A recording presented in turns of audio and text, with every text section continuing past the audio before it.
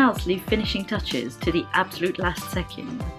I was ready to leave for the post office and I realised that I haven't woven the ends in on the double cashmere hat that I've made for my friend in Canada. So I've just got to do this quickly.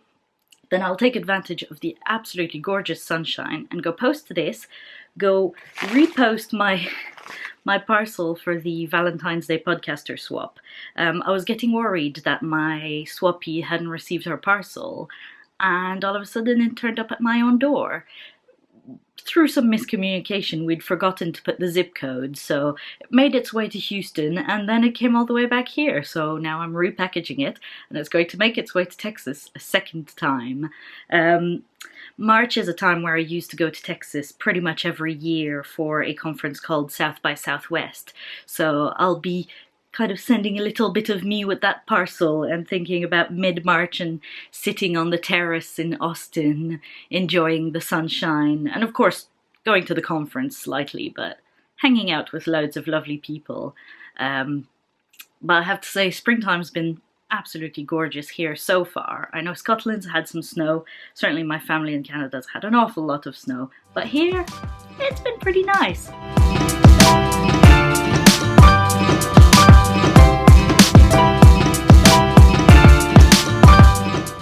That cashmere is so soft that it feels criminal to even throw out just a few inches, but I've learnt not to keep every single scrap because they just pile up. And what do you do when you've got a foot? Seriously, if you have any suggestion, what do you do when you've got just a little tiny bit like that? I never showed you the finished hat, did I? So this is what it looks like. Bit of ribbing, a few lines of slipped stitches all along the edge. So the slipped stitches are fairly subtle because the rest is also kind of marled because you're using two strands, and it's just so squishy and cozy.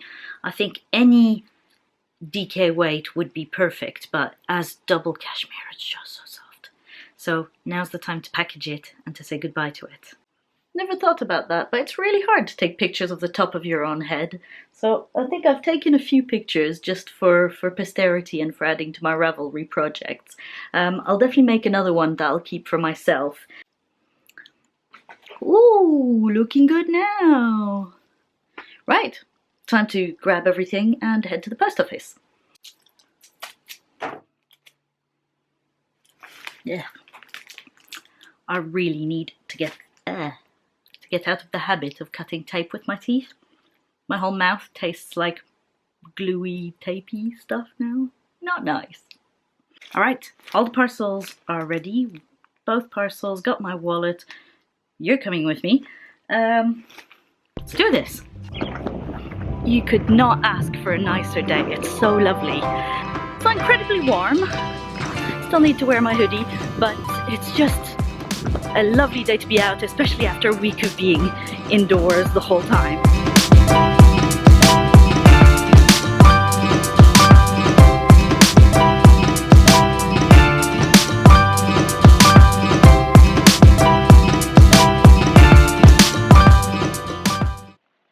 On skates, stones and construction are not your friend.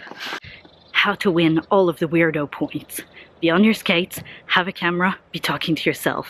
This guy in that van definitely thought I was weird. I have successfully posted my items, but our post office moved last week or so, and I think we can describe their move from the old post office to the new post office within a shop as complete and utter mayhem. They've got no idea what they're doing, but oh well, they'll learn, I'm sure. So, on we go. In my little world, only girl. In my little world, only girl. In my little world, only girl. I like this little play park. It's quite sweet. Fairly quiet. I could go play hopscotch, but I'm not sure how well that would go in skates. I've just come from the post office, and admittedly it's a brand new post office. They've only been set up for under a week, so I'm not picking on them. I strongly believe that if you're going to do something, you may as well do it as well as you possibly can. With every day that passes, You know, it's a day that you can either spend doing something really awesome, doing something you love, doing something that excites you, doing something that does good in some way, whether it's just making somebody else smile or actually changing the world with, you know, some vaccine for something. People who do things half-assed wind me up.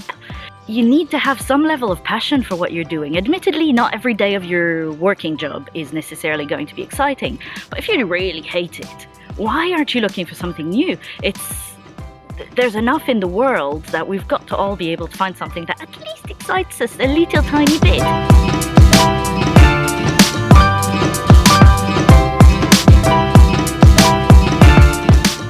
I forgot to mention that one of the reasons I was going to the post office in such a rush today is that I wanted to pick up a parcel that they've tried to deliver apparently a couple of times. I went to pick it up and you can see it's got loads and loads of stamps on, and it comes from Poland. If you're a small craft business and you promote your stuff on Instagram, let me tell you, Instagram works so well as a platform to show off your crafts.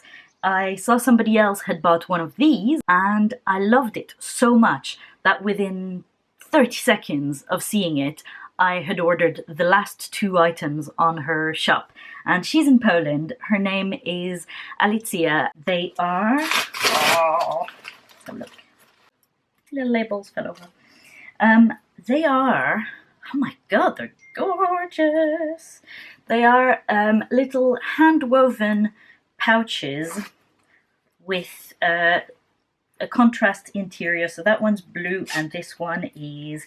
Ooh, this one's green. So I got 2 of them. I got one for my mother-in-law for... Well, it was going to be for her birthday in April. But honestly, I can't wait to use mine. I can't wait to show you. So I decided I'm going to give it to her for Mother's Day this weekend. So it's just... I love the rainbow.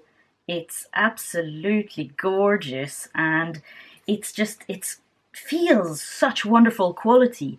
I have tried weaving. As you know, I sold my loom a couple of months ago now. And my weaving is all kind of limp and floppy and not very good. This is just perfect. So I'm going to keep the one that's got the khaki green zip, and I'll give the one with the cream zip and the blue interior to my mother-in-law. And do you know what? I like them so much. I think I'm going to see if she'd be up for making a few more for me that I'd like to send to family members and to friends. They're just so lovely. So yeah, that's why I was so excited to go to the post office. I forgot to tell you. After spending a week at my desk every day, all day, until about 1 in the morning, today is completely the opposite. I've been to the post office, now I need to head to the butcher's to pick up some ribs because we're going to do some slow-cooked ribs on the Big Green Egg this weekend.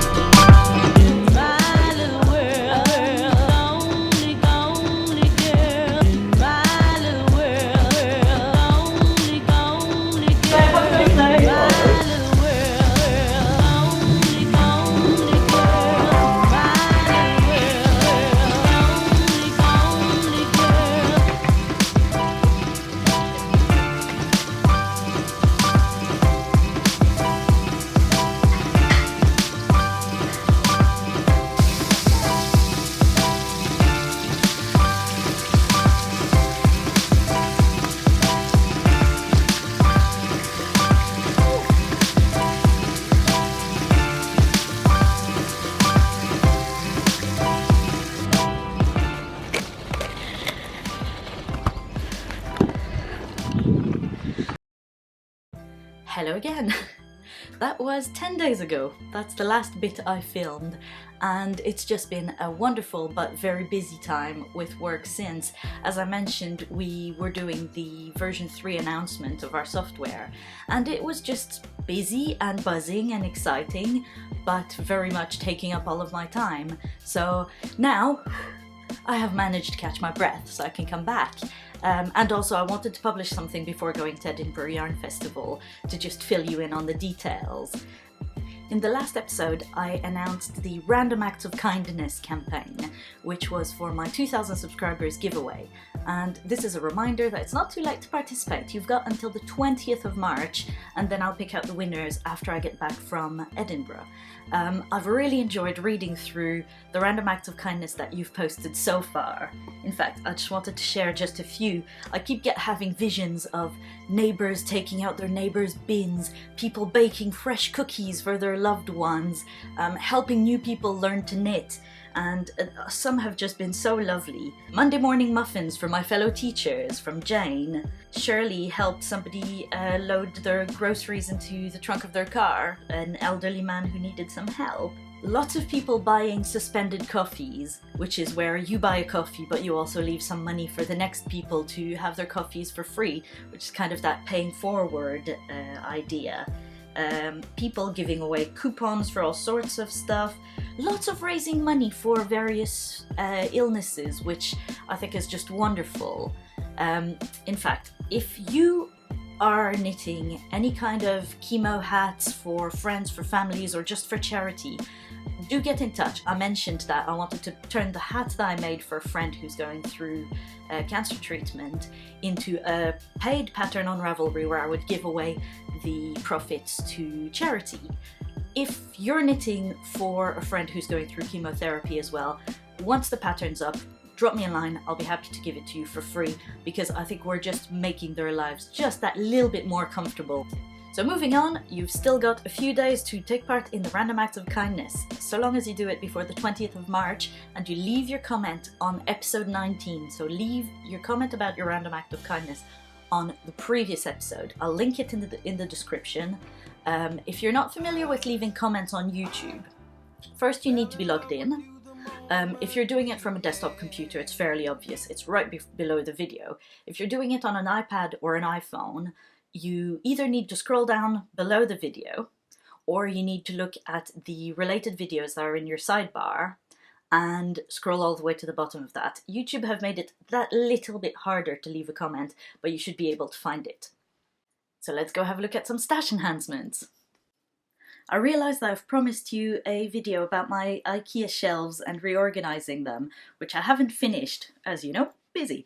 But I can definitely say that I have thoroughly enjoyed having this better organised system. It's made a huge difference. The number of times I've needed something and 2 seconds I know which box it's in, it's really logical and easy to find. And it's also meant that my craft table's been clear, and it's been really easy to just grab whatever I need, put it on the table, work on it, put it away, and it hasn't felt like it's just turned into an absolute mountain of stuff. Talking about mountain of stuff, let's have a look at some stash enhancements. As a treat for a product announcement going well and surviving those late nights, I got myself sweater quantity of Cascade 220 Heathers. So this particular one is sateen, I think.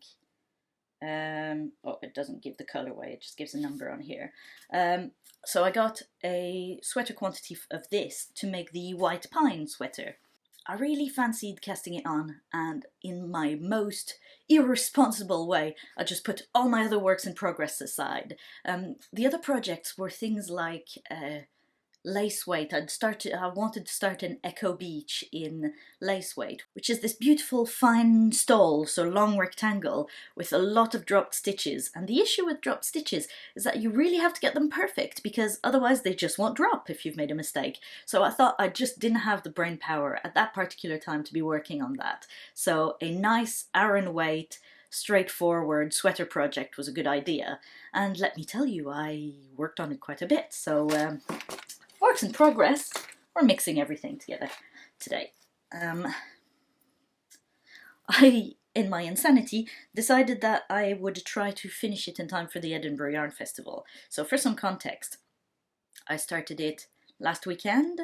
We are now Sunday and I'm leaving on Thursday. But realistically, if I want to block it, I would need to finish, what, by Tuesday? Don't think it's going to happen. Either that or I'm going to wear a sleeveless version of it.